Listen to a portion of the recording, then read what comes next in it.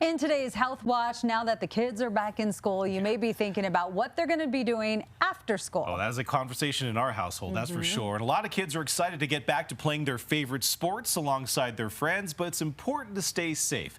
Joining us now is Dr. Andrew Pytiak, a pediatric orthopedic surgeon with Rocky Mountain Hospital for Children. Just thanks so much for joining us. Such a very important topic for many parents out there. Appreciate it. My pleasure. Thanks for having me. Of course. Yeah, young girls, we hear, are 2 to 8 times more likely to tear an ACL. And we want to make sure all kids stay safe. So what can we do to try to prevent such an injury? Sure, you're absolutely right. So ACL injuries are way more common in female athletes. And there's a number of reasons why we think that is. Part of that is anatomy. Females have a smaller ACL, but they also experience similar stresses on that ACL. They tend to have looser ligaments than male athletes.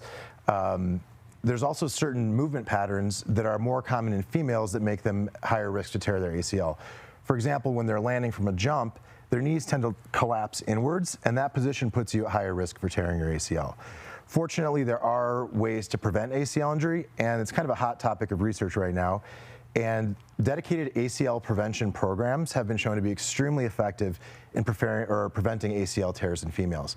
They work with a physical therapist or a trainer, and they work on core strengthening, flexibility, and specifically working to break some of those bad habits and kind of retrain or rewire some of those movement patterns that result in a higher risk of injuring that ACL. What are some other common injuries that you're seeing with kids playing organized sports and non-organized sports? Sure. So it's fall, it's football season. Football is a high energy contact sport. I practice sports medicine, so in my clinic I see a lot of ACL tears, meniscus injuries, shoulder dislocations, kneecap dislocations, and football being football, a fair amount of fractures as well. Yeah. So that being said, I mean, some parents are hesitant to enroll their kids in football. I, for one, am one of them. But would you suggest, kids perhaps, wait until a certain age, or what would you recommend for parents out there to tell their kids? Would you let them play at all? Sure. So, sports, all youth sports have a huge amount of positives associated with them. Leadership, teamwork, sure, discipline. Injury is a reality in all sports, and that is a decision that parents and children need to make together as far as risk versus benefit.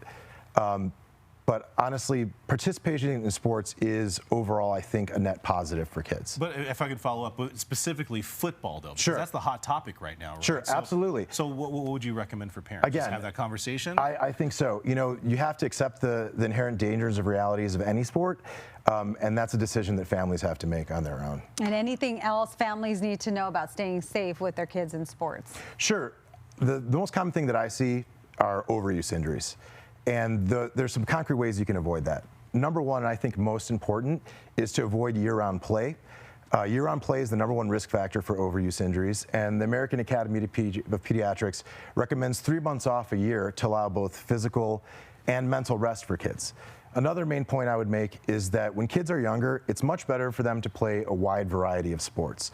Early single sport specialization is associated with higher risk of injury and higher incidence of athlete burnout. So when your kids are young, have them dabble in a whole bunch of different sports and wait till later adolescence to specialize on just one. All right, all good information. Yep. Thank you, Dr. Pytiak, so much for joining us. If you want to see this interview or any of our other Health Watch interviews, just go to cbscolorado.com.